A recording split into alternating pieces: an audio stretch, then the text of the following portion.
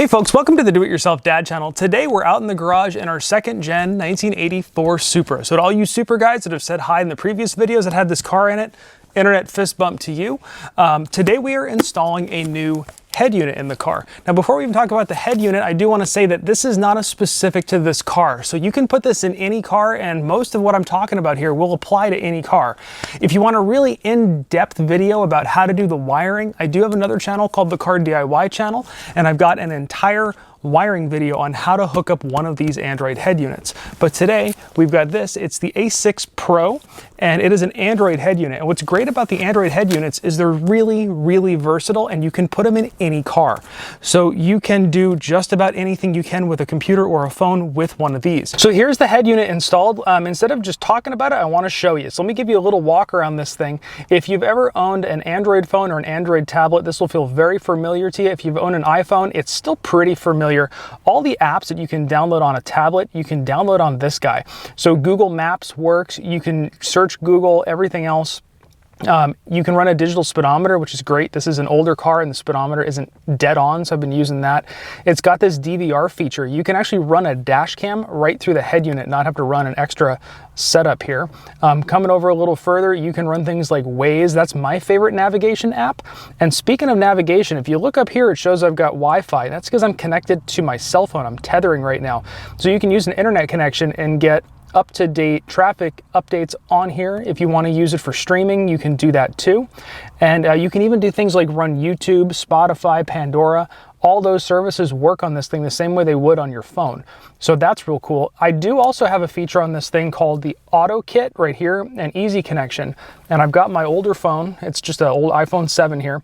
And I've got it hooked in through the supplied USB cable. And that gives you the ability to mirror the screen on your phone onto this. Now with another adapter that I'm going to have in another video, you can actually run Apple CarPlay and Android Connect on here as well. For a little extra money, you can get that adapter. So I'm going to have that on here.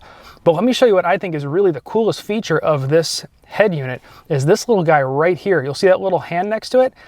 This thing does gestures. So if I go like this, watch what happens. The volume starts changing. And it seems like a little gimmicky thing, but I've actually really loved it because on most of these Android head units, all the buttons are really small. So you'd have to kind of feel around or take your hands off the wheel and get down here and feel around for it or look for it while you're driving. And now I can just wave my hand in front of it and control the volume. Now, one thing I did run into in this car is a stick. And where the head unit is mounted is right in front of the stick. So some of the gestures, I had to change what they were because this motion and going back and forth through the gears was causing it to advance tracks. So let's jump into the install now and show you how simple it is to install one of these things. But don't forget, I mentioned it before, at the very end of this video, I have a little tip, a little boo-boo that I ran into that cost me a bunch of time. So I'm gonna warn you about that at the very end of the video so you don't make the same mistake I did. Let's jump into that install. Now this part tends to intimidate a lot of people, and it doesn't have to be intimidating. Now most dashboards have some sort of a bezel around them, and I've already removed the air conditioning controls up here because you do need to remove those to get to some of these screws. Every car is a little bit different. Go online and find instructions for your car. You don't want to start yanking at stuff. A lot of this stuff is plastic, and if you're in an older car, it's brittle, so you don't want to start breaking plastic. But most of these cars you'll see do come apart pretty easily.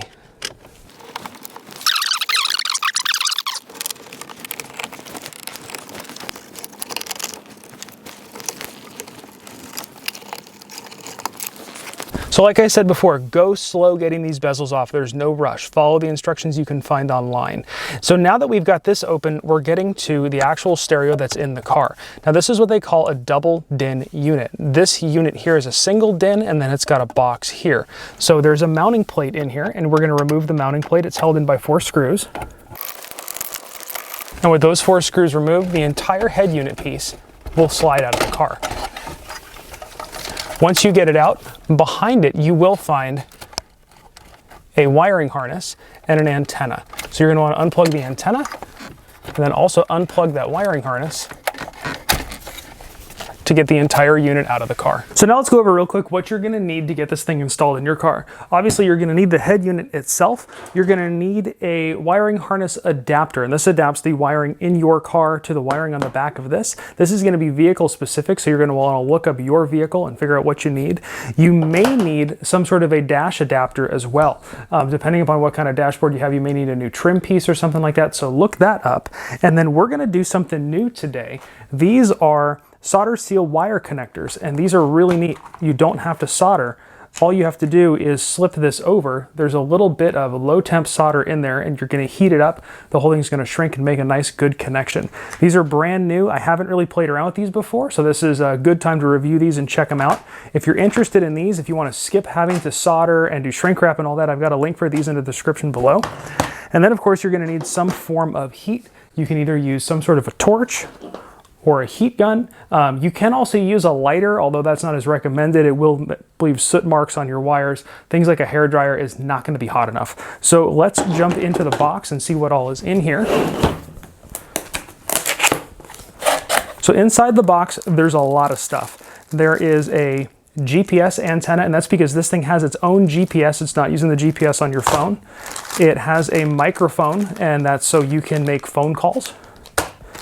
It also has a Wi-Fi antenna, and that's because this thing has its own Wi-Fi. It can connect to your home or tether to your phone. It has the wiring harness for its end of the wiring harness is going to clip to your car.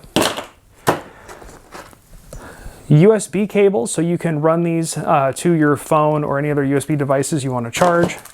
It's got mounting brackets, some hardware in there, a little trim plate in case you need it. On my last install, I did not need this piece, but we'll see what happens this time. Of course, it has the instructions. It even comes with screen protectors. I've actually never used these, but it is nice that it does come with them. Another set of instructions, because this has the gesture feature we were talking about before, so we're gonna check that out. And then the good stuff down in here, the head unit itself. So there is the pretty head unit itself. So let's get started with the wiring. We'll get it in the car, and then we'll show you how this whole thing works and all of its cool little features. Now this spaghetti of wires I know looks intimidating, and it doesn't have to be, because everything in here is not only color coordinated, but it's labeled. Each one of these wires goes to a specific thing in the car.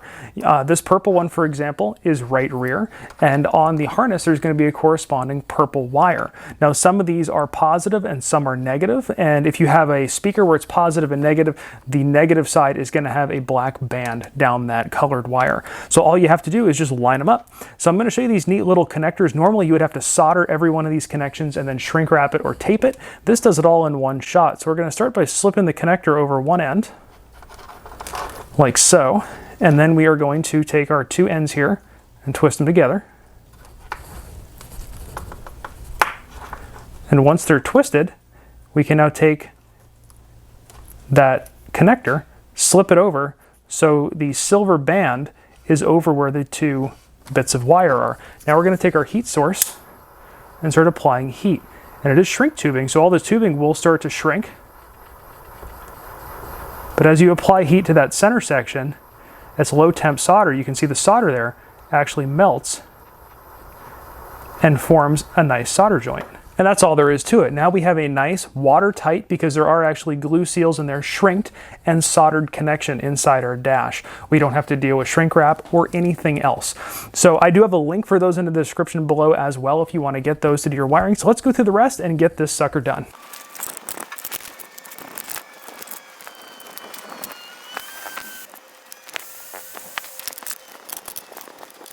Okay, so now we got the hard part done, and that was the wiring. And it really isn't too bad. You just have to take your time. If you want a more in-depth review of how we did this, you can check out my other channel, the Car DIY channel. I've got that link down below. Please be sure to subscribe, but I've got a great video there that shows a more in-depth wiring and install of one of these head units. So now what we're gonna do, we're gonna throw a towel down on the workbench, and I like to do that whenever I'm dealing with new electronics because I don't wanna scratch stuff up. So we've got our new head unit here, and we've got the brackets that we took off of our old unit. So we've got the two brackets here. We're gonna mount those on the left and right side, and this is one of those things where you might just have to do a little bit of tweaking to get it all to fit correctly. You can see on the side here, there are a lot of different mounting holes.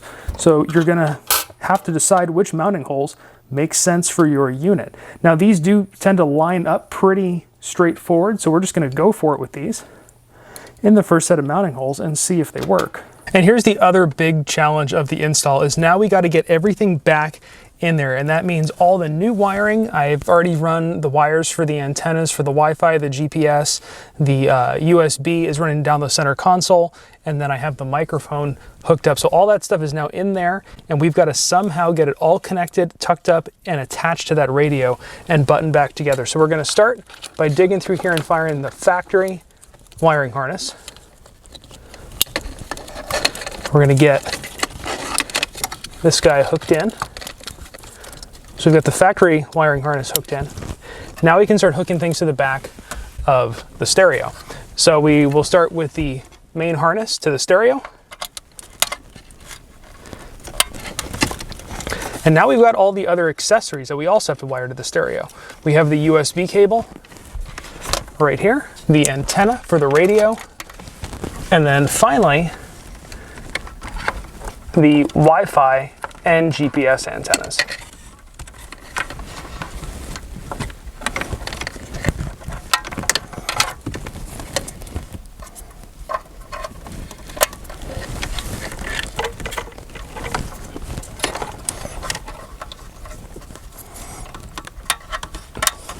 And now with all those wired up, now we can start trying to gently get this all coaxed back inside the dash of the car.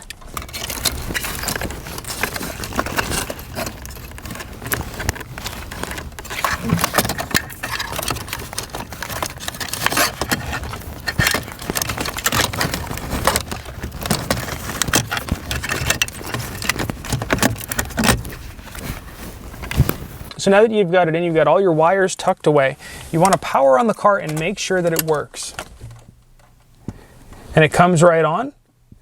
So we know we're good there. So now we can start tucking everything away. We have these wires we still have to hook up. While you're at it though, make sure you run through everything. Make sure, like right now it's saying we're offline. It's going to take it a second to connect, but make sure you run it through everything. Check and make sure the GPS is working because that antenna needs to be hooked up. Make sure that you are able to connect to either your house's Wi-Fi or tether to your phone.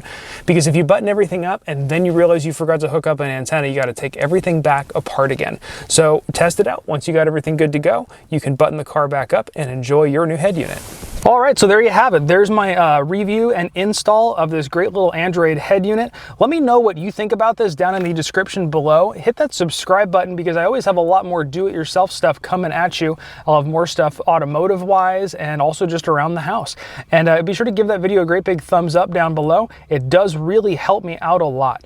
And as always, thanks a lot for watching. So here's a little outtake, pro tip, whatever you want to call it. Before you yank this thing out of your car and cut all the wires and throw it in the trash, be sure you get your CD out of it because I just dug through the trash the next morning, pulled this thing out of the trash in the wiring harness, but I'm going to show you how just in case you do that. All you have to do is take your two leads that were your 12 volt leads. This is your 12 volt and your accessory lead. You can spin them together. Those are the two that provide power to your head unit. And attach it to any 12 volt source. I've got this one, but you can just actually attach it to your car battery, or if you've got a 12 volt source in your garage somewhere, that's perfect. You attach that, and then you have your ground wire, which is usually going to be your black wire. That's this one here. We're going to attach that to a ground source. And your head unit, at that point, should power right up.